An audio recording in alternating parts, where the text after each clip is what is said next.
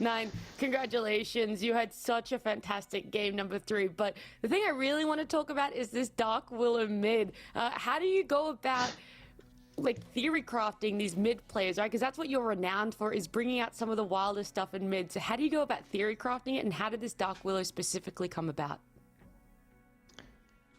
Hey guys, first of all, Dark Willow, back when I used to be like a noob, I used to play a lot of position 4 because I didn't get to play mid every game, and that's like a big thing of why like I play these heroes. I used to be a Dark Willow spam as a 4 back in the day, and now I play mid. I still love the hero. It got significant buffs for the lane.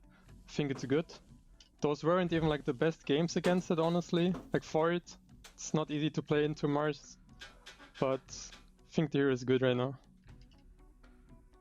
Yeah, I mean, you definitely demonstrated that in game 1. We did not expect that pickup at all. But how are you feeling with the Tundra boys on the way that you guys are drafting and really able to bounce back from? I mean, you guys are undefeated at the moment. And the only game you've lost so far is the one against OG, and now one against Quest Esports. So, how are you feeling with the boys and how you guys are drafting at the moment? I think comparing to the last DPC seasons and probably even a major, we have had significant improvements.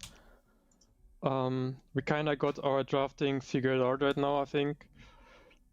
This series, it was a bit hard, honestly. They played heroes that no other team played right now, like this Phoenix Mars opener. They did it 3 times in a row, right? Or like at least the last 2 times. 2 times. And it was kind of good against a lot of heroes that we play, honestly, so it kind of put us in a tough position. And we didn't really get to play against like Mars, for example, at all in the last couple of weeks. But overall, I think our drafting is good right now, and we're happy with it. Yeah, what was that sort of quick change between game 2 and game 3 about expecting another Mars and potentially another Phoenix, because you guys didn't place any value on banning it out? So what was the conversation there?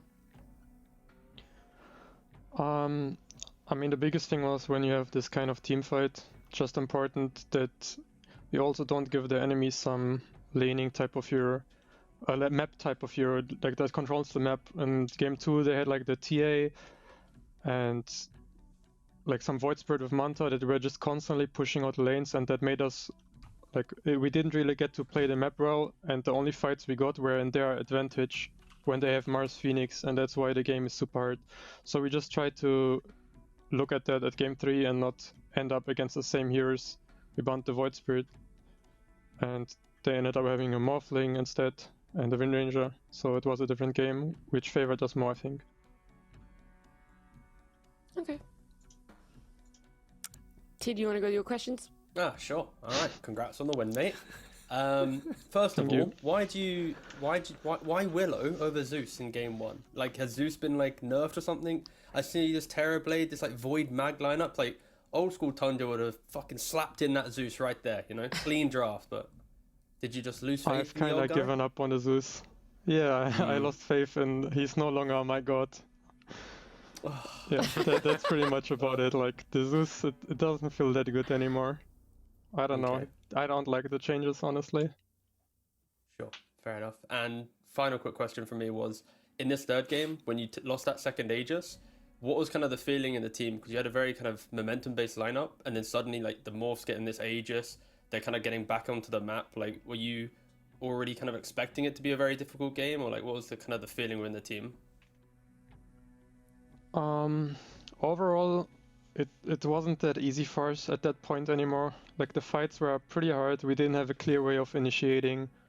Morph had Aegis, and they kind of had like the control of the game. And these guys are pretty good, but I felt like they didn't really push their advantage too much, and gave us more openings towards the late game. So yeah, that's pretty much about it, I think. We kind of just kept our head cool and tried to look for openings. Sure, cool, thank you. Yeah, congrats on the win from me as well. The first question would be about the drafts, like everyone else's, I guess. Are you guys trying to make a point without getting almost a single stun in this last game? What was that all about? Were you worried? Does Dota need no stuns anymore? Honestly, we didn't really think that we were lacking stuns. Like in the game, I felt it a little bit. Honestly, it was at some point, I don't know, I felt like I was so farmed, but I didn't really get to kill anyone. I was like, where are the meds? Where are the people at? And yeah, overall, I don't know, once I got Hex and some Neda bird stuns, like when Neda plays Visage, you know, it's like a Ravage sometimes, it just happens. So you look for that. Yeah, okay, yeah, he built an ATOS as well, which isn't that common. You got a Hex eventually, sure. And one last question, speaking of meta, last time I was here, I don't know if I'll be able to interview you guys again, so he has a katana behind him on the wall. Does he threaten you with that? What's that all about? If you play bad, he's like, oh, what's going on? Probably. He didn't like say it himself, but it's just like a message in the background, you know? Like when we talk and you see the like katana, it's like a argument improver. I don't know the English word, sorry. I see. Just the intimidation technique. Yeah. That's what it is. Yeah. Well, look, Nine, do you have any more lizards? No. I just want to say it's a good intimidation for us as well here. Yeah. Nine, we're going to let you head out. Thank you so much for joining us today, and congratulations again on the win. Thank you guys for having me.